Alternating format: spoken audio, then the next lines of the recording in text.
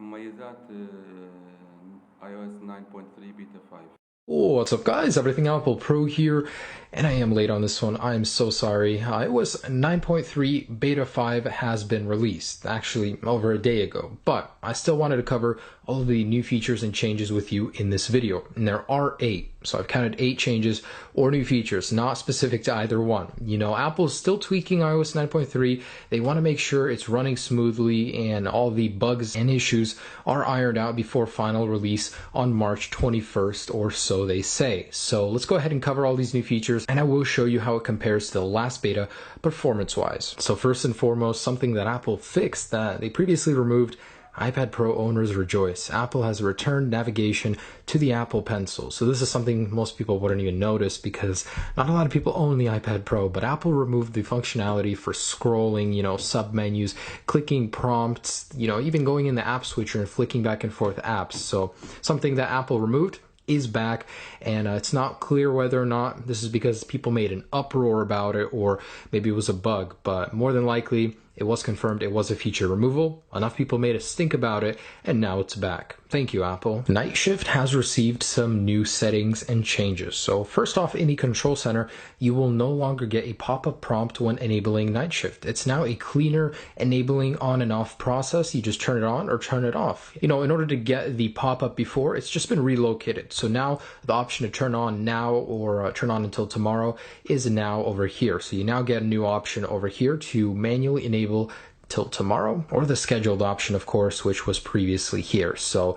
now you can go ahead and do that. It's a much cleaner way to turn on and off Night Shift. There's also some changes here as well. Now the temperature slider inside of Night Shift has gone from cooler and warmer to less warm and more warm. So now you just slide it with these, you know, renamed options. Other than that, you just get a little bit more text down here saying warmer temperatures can reduce eye strain. Now also, if you do have low power mode enabled, you can no longer enable Night Shift. So if we jump back into the settings, you'll get this prompt basically telling you Night Shift is disabled in low power mode. This is in an attempt, of course, to keep the battery life as good as possible, which I guess Night Shift takes away from a little bit, so be warned. Now, people that use a company phone, you're about to be disappointed. This doesn't apply to probably 99% of the people in here, but if you're issued a company phone, your company now has more control over your device. But before I get into that, I just want to say another additional change is that your device will let you know whether or not your device is being monitored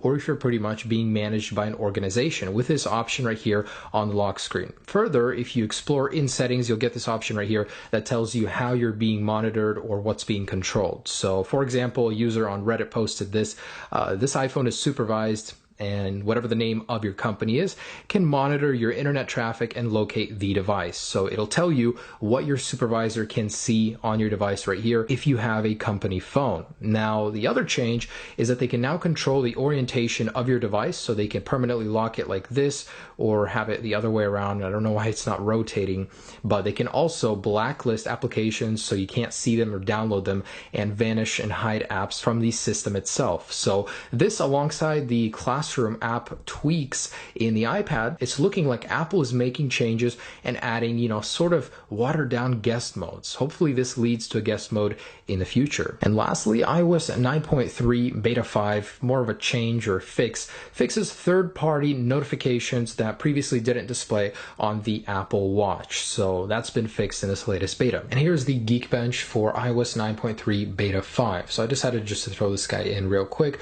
Here it is on Beta 4. So looks like it shrunk a little bit there. Not a very accurate way to test it, but hey, why not? Still, it's not very far behind the Galaxy S7 Edge. Look at that. I mean, for a device that came out far before it, that's only dual core with only 2 gigs of RAM, that is pretty dang good. Oh my gosh. So yeah, guys, I'll have a full comparison between these guys up very soon. I know some of you guys were asking me for that. It's not easy to make, you know, it's not a very easy comparison, especially with so much pressure, but I'll have it up soon. So there you go. Those are 8 changes. iOS 9.3 Beta 5. We might see one more beta. You know, Apple hasn't been pushing out more than 5 5 in the last couple of years, but for the amount of features we're seeing in iOS 9.3, that may be a possibility. So thanks so much for watching. Just a little update to keep you informed on the current status of 9.3. I'll have a jailbreak update coming for you real soon. Stay tuned for the official iOS 9.3 speed test as well.